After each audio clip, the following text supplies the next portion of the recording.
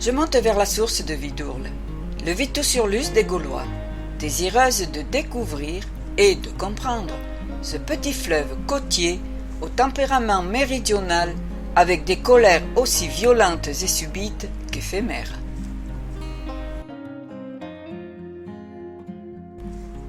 Saint-Roman-de-Caudière, hameau implanté sur la face nord de la montagne de la Fage, dans le département du Gard. Dès sa naissance, le territoire de Vidourle est aride, exigu, bloqué au nord par la Salindrinque, par l'Hérault à l'ouest et le Gardon à l'est. Il paraissait condamné à n'être qu'un maigre ruisseau, le plus souvent à sec. Pour s'accomplir, il a dû se faufiler dans les vallons schisteux des Cévennes, avant d'atteindre le calcaire plus tendre de la vallée. Il se jettera dans la Méditerranée au bout d'un périple de 85 kilomètres. Il aurait pu être rivière, il sera fleuve, célèbre non par sa taille fort modeste, mais par sa personnalité.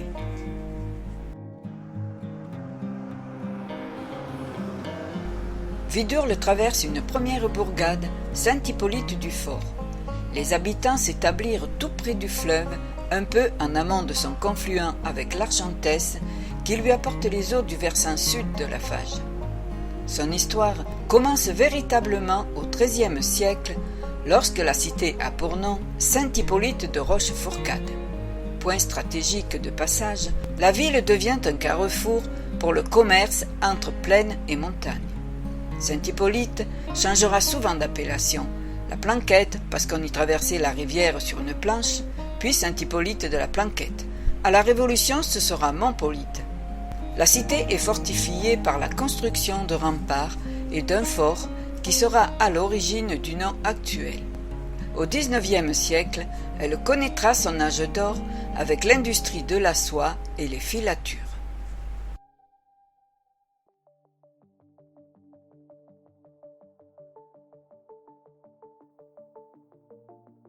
À la hauteur de Saint-Hippolyte débute le mystère. Vidourle disparaît, laissant à notre vue un lit sec et caillouteux, couvert de touffes d'herbes sèches et d'arbustes. Ce que Vidourle n'a pu faire à l'air libre, il va l'accomplir dans les profondeurs du sol. Le cœur de sa vie souterraine est le territoire de Sauve, le Salavès, où il va se constituer d'immenses réserves d'eau. Avec une volonté tenace, lentement, patiemment, il a remué des blocs de pierre durant des millions d'années, se créant un univers souterrain impressionnant. Édouard Martel a dit de lui, surtout connu par la violence de ses crues, il mérite de l'être plus encore par ses singularités souterraines. Et il faut le considérer comme une manifestation hydrogéologique des plus importantes. Le fleuve, troglodyte sur près de 8 km, s'insinue dans les fissures du karst pour créer des salles immenses, des tunnels, des avins, dont le plus grand, le plus imposant, l'avin de Sauve, long de 90 mètres sur 40 de profondeur et autant de largeur. Dans ses parois et à des hauteurs variables s'ouvrent des grottes et de multiples galeries.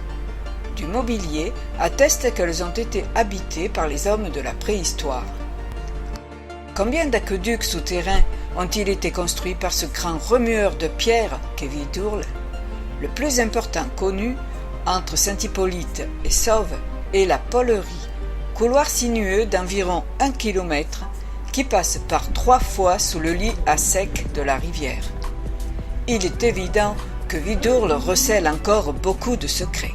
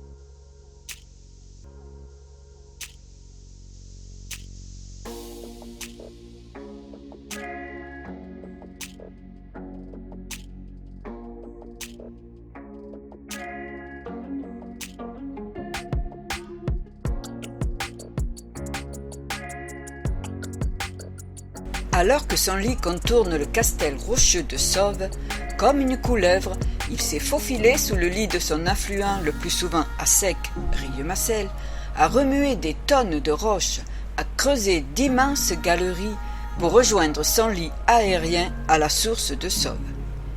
Ici, Vidurle s'abreuve de lui-même.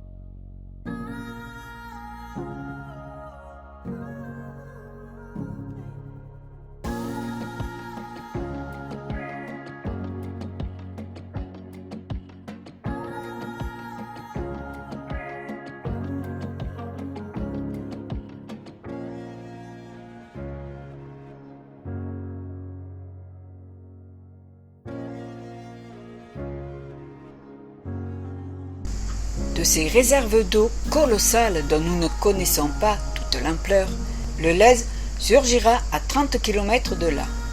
Le Lez est relié à Vidurle. Une expérience de coloration des eaux effectuée en juin 1961 en témoigne.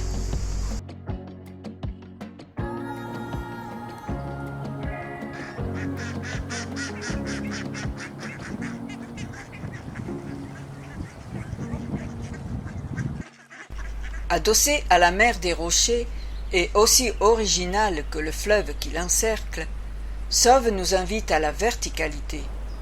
Tout y est curieux, extraordinaire, étrange. Sans cesse, le regard s'élève à la recherche des vestiges de son riche passé. Se promener dans ces ruelles étroites nous ramène au village d'antan. Jusqu'au XIXe siècle, la maladie, dont le choléra, frappait régulièrement la ville. Ces maladies étaient provoquées par l'utilisation des puits naturels pour y jeter les carcasses d'animaux et autres immondices. Sans le savoir, les Sauvins buvaient leur égout. En 1897, Édouard Martel déterminera que la fontaine de Sauve n'était pas une source, mais la résurgence du Vidurle souterrain.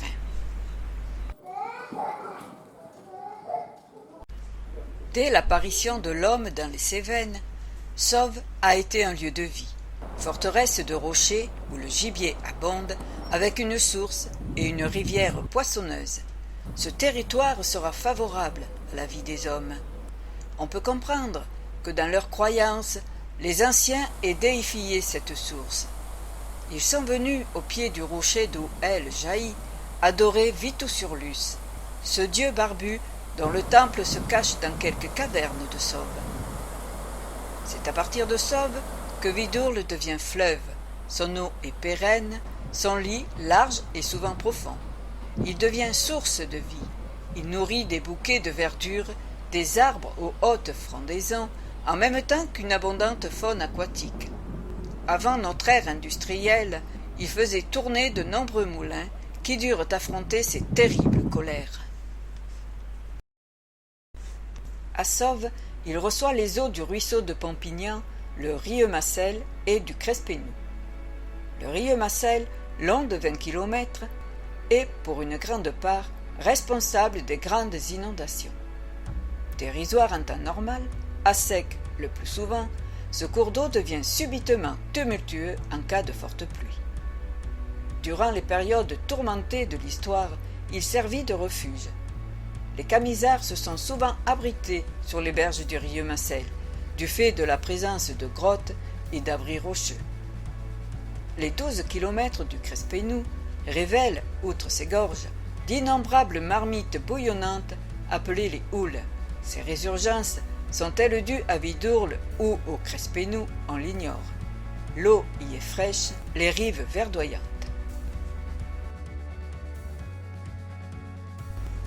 Le fleuve longe le massif du Coutache, accueillant sur sa rive gauche le moulin d'Estruc, famille de meuniers dont un des descendants sera le médecin de Louis XV. Sur l'autre rive, Fonsange-les-Bains, ancien terme. Cette eau sulfureuse était recommandée pour les maladies de la peau.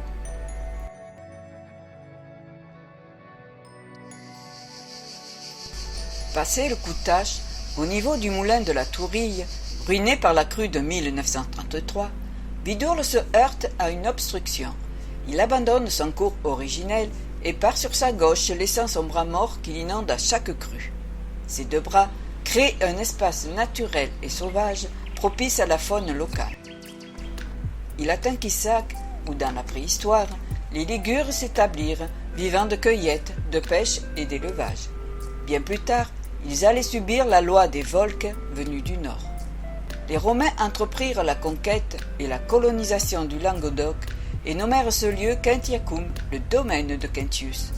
Vidourle est à la fois destructeur et bienfaiteur, généreux. Il actionnait les moulins et les tanneries. Entre Quissac et Sommières, le Brestalou, le Crieulon et la Courme le rejoignent.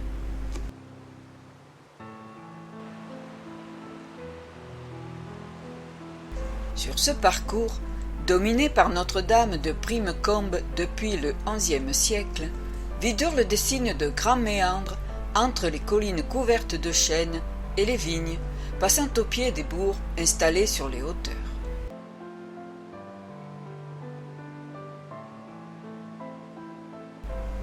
À Sommières, il réalise une curiosité unique, la plage de Garanel.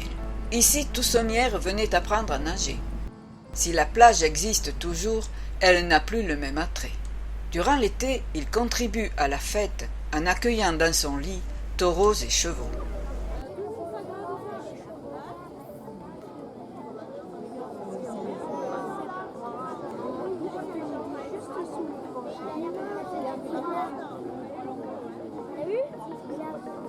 Il a failli rentrer la tête dans l'eau.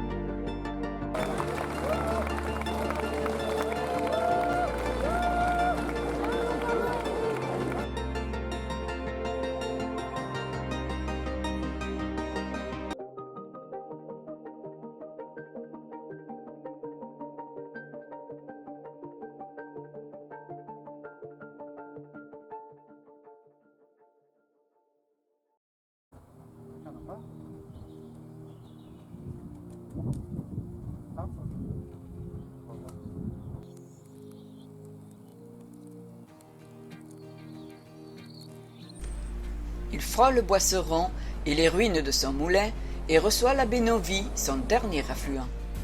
Quelques kilomètres plus bas, il se heurte à un mur de calcaire qu'il transperça, créant un curieux défilé précédant une platitude qui l'accompagne jusqu'à la mer.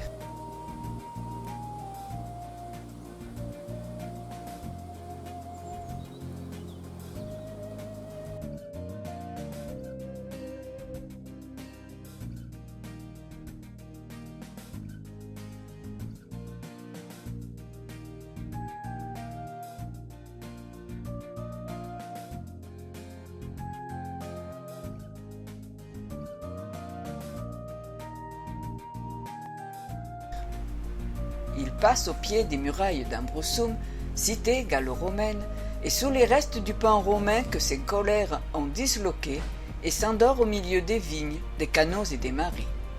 À partir de là, il est corseté de digues qui existaient déjà au XIIIe siècle, mais bien entendu, il les enjambe quand il lui plaît. Il contourne Lunel, où les jours de pleine lune, on peut voir sur les berges silencieuses du Vidourle arriver, à pas furtifs, tout un peuple de pêcheurs nocturnes. Ils sportent d'étranges éperviers. La lune luit dans l'eau, les filets tombent, elle disparaît. Oh, la jolie pêche! Les gens de Lunel sont des poètes, ils pêchent la lune.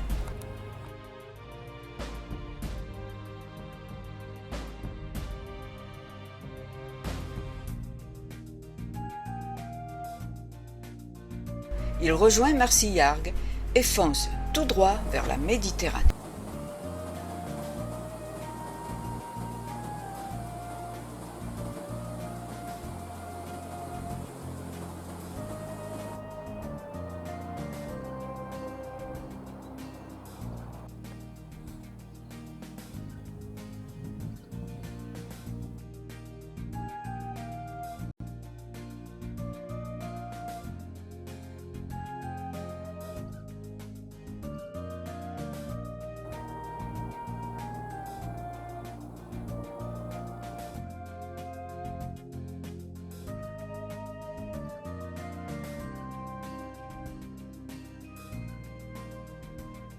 Vidourle n'a jamais communiqué facilement avec la mer.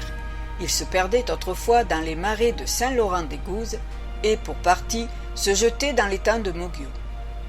Autrefois doté d'un delta, il a vu son cours détourné durant la seconde moitié du XXe siècle. Il alimente aujourd'hui l'étang du Ponant, creusé lors de la création de la Grande Motte, et, d'autre part, rejoint le canal qui traverse le Grau du Roi. Insuffisamment canalisé vers la mer, et ne bénéficiant plus de ces zones d'expansion naturelle, ces eaux s'écoulent avec grande difficulté en cas de vidourlade.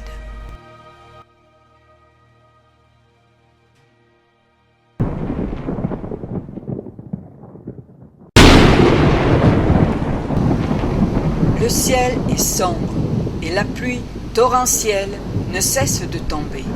Un déluge d'eau s'abat sur la vallée. Les éclairs incessants éclairent un paysage apocalyptique. Le fleuve est sur le point d'abandonner ses berges. Déjà, on entend le bruit que fait l'eau dans les vignes. Les arbres craquent. C'est comme une poitrine qui respire bruyamment, comme un bruit de grelots qui s'insinue partout. Vidourle devient coléreux, méchant, injuste. Il bondit comme le taureau. Il brise ses berges. C'est la vidourlade.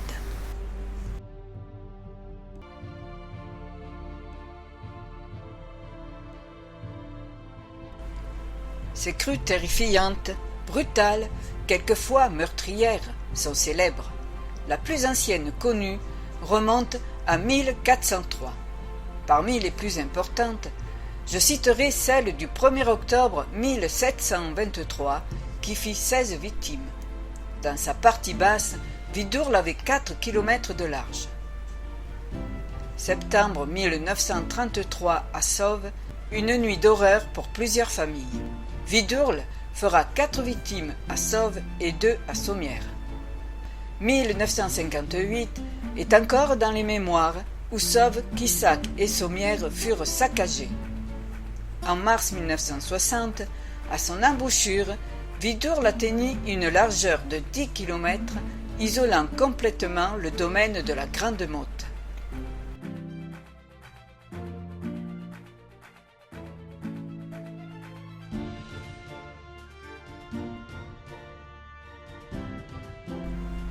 L'aménagement dès la fin des années 1960 de 3 barrages écrêteurs de crues, Conquérac, Sérac et La Rouvière, ne put contenir la catastrophe de septembre 2002, à peine l'atténuer, selon les études, étant donné l'ampleur, l'extension et la virulence de l'événement, qui plus est inédit dans sa longueur.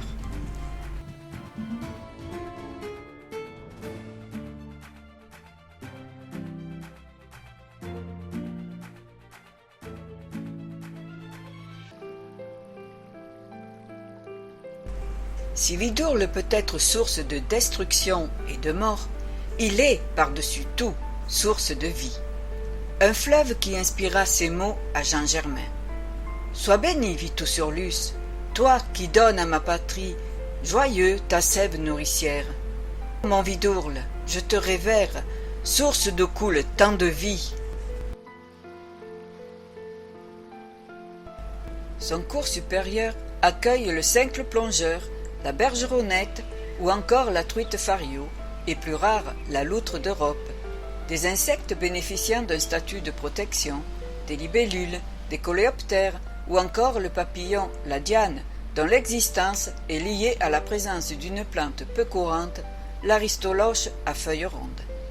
Dans la plaine, il héberge des guêpiers d'Europe, des martins pêcheurs, le petit gravelot vient nicher sur ses gravières. Une ripésylve, majoritairement constituée d'aulnes, de saules, dont les racines fixent le sol, de peupliers et de frênes, constitue un ruban vert où le castor a pu s'établir. L'emblématique cistude d'Europe a été repérée sur la commune de Saint-Cériès. Les zones peu profondes attirent les hérons et les aigrettes.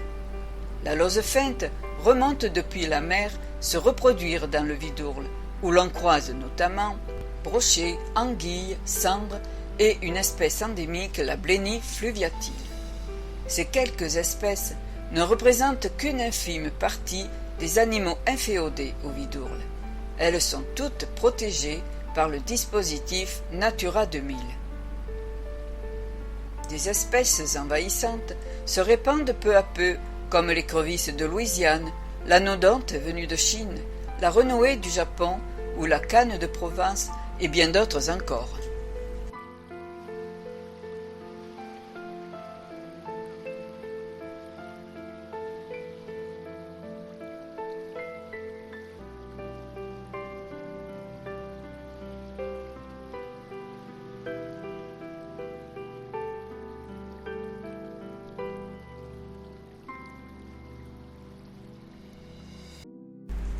On peut se demander ce que serait Vidourle sans les rescloses, ces barrages destinés à rejeter l'eau de chaque côté vers les moulins bâtis sur les rives. Ces ouvrages jouent un rôle décisif pour la rivière. Ils morcellent le cours d'eau en une suite de biefs profonds, favorisant la prolifération des poissons et alimentant la nappe phréatique. Vidourle présente un autre aspect intéressant. On peut considérer que c'est lui, et non le Rhône, qui sépare le Languedoc de la Provence, à plusieurs points de vue. Le climat, la végétation, la civilisation rattachent à la Provence la partie comprise entre Rhône et Vidourle. Vidourle revêt aussi le caractère d'un emblème. Il est le fleuve des psaumes. Au temps des persécutions religieuses, il accueillit la résistance et la lutte pour la liberté de conscience. Sa haute vallée fut un terrain d'élection des Camisards. Là-bas, à Aigues-Mortes, au milieu des marais, les dignes femmes de la tour de Constance s'attardaient souvent à contempler le Vidourle. Du haut de leur sombre prison, leurs yeux le voyaient jusque fort loin, et leurs rêves le remontaient plus loin encore, jusqu'à la ligne bleue des Cévennes, jusqu'aux terres de la liberté. Elles reconnaissaient entre toutes la brise qui glissait sur ses eaux et qui leur apportait dans les senteurs violentes des garrigues la force, le courage et l'espoir. Que de choses tout de même qui nous font réfléchir ou rêver dans les eaux souterraines ou ensoleillées, limpides ou boueuses de notre petit Vidourle.